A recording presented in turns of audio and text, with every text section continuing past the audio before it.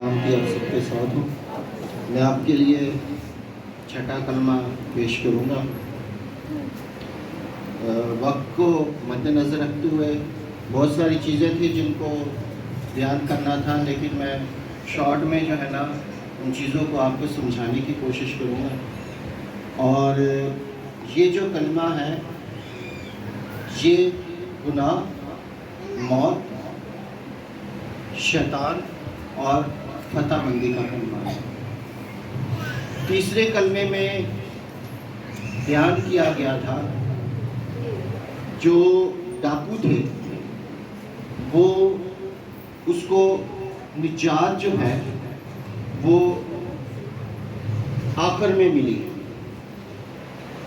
یہاں پر میرے مسیح بہن بھائی اس بات کو سوچتے ہیں کہ ہمیں تو نجات آخر میں بھی مل سکتی ہے، کوئی مسئلے کی بات نہیں، لیکن میری اس میں یہ رائے ہے آپ کے سامنے کہ دیکھیں نجات جو ہے اس وقت کی سچویشن جو تھی وہ ڈاکو کی یہ تھی کہ وہ یسوع سے پہلی دفعہ ملاقات کر رہا تھا۔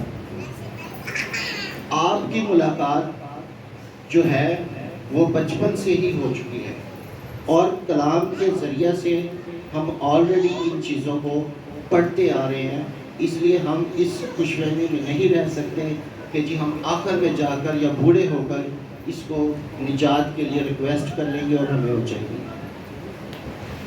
گناہ، موت اور شیطان اور فتح مندی کی بات کی جاتی ہے۔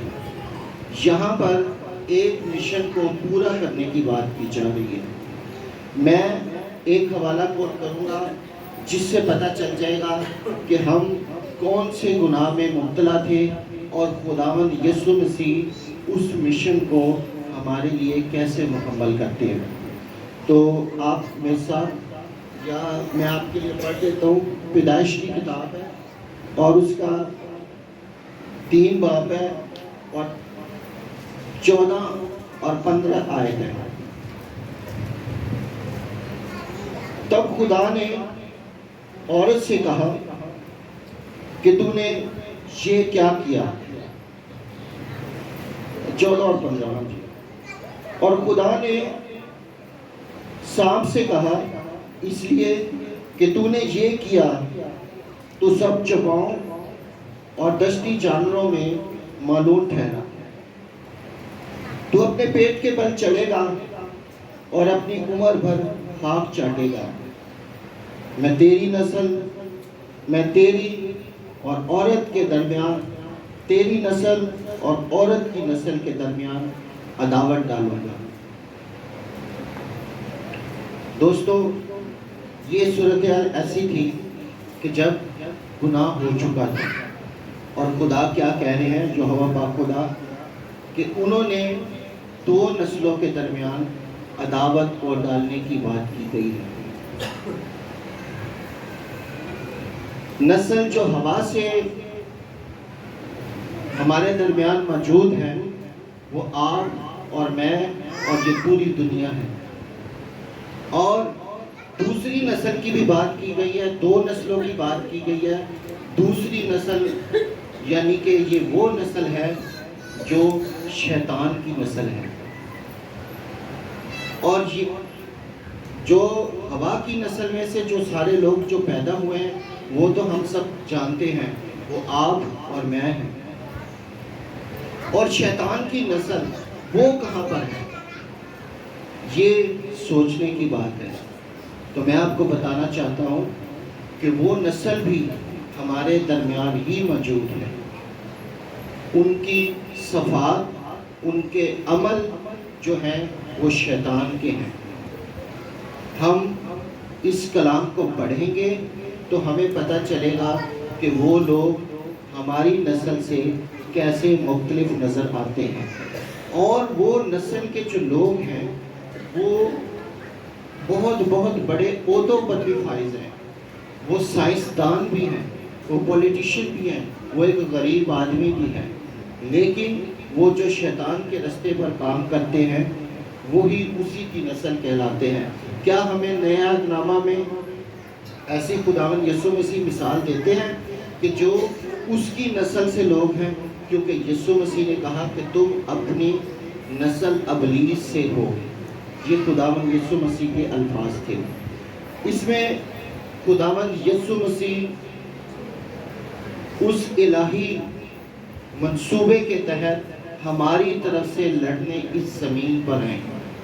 اس وجہ سے اس کو فتح مندی کا کلمہ کہا جاتا ہے، کیونکہ خداوند یسوع مسیح ہمارے باس، ہمارے استاد، ہمارے کاہن، ہمارے بڑے بھائی ہماری طرف سے شیطان سے لڑنے کے لیے آئے اور انہوں نے فتح مندی حاصل کی اس پورے پروسیس میں، اس مشن کے تحت جو کہ خدا کی مرضی کے مطابق انہوں نے اس کو مکمل کیا۔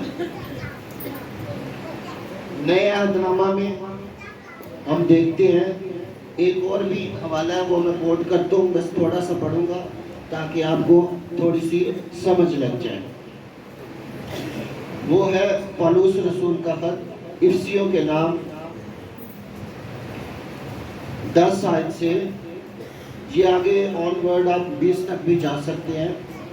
غرض خداوند اور اس کی قدرت کے روز میں مضبوط بنو، خدا کے سب ہتھیار باندھ لو، تاکہ تم ابلیس کے منصوبوں کے مقابلہ میں قائم رہ سکو، کیونکہ ہمیں خون اور گوشت سے کشتی نہیں کرنا ہے، بلکہ حکومت والوں اور اختیار والوں اور اس دنیا کی تاریکی کے حاکموں اور شرارت کی ان روحانی فوجوں سے جو آسمانی مقاموں میں رہتے ہیں، جو آسمانی مقاموں میں ہیں۔ اس واسطے تم خدا کے سب ہتھیار باندھ لو، تاکہ برے دن میں مقابلہ کر سکو اور سب کاموں کا انجام دے کر قائم رہ سکو۔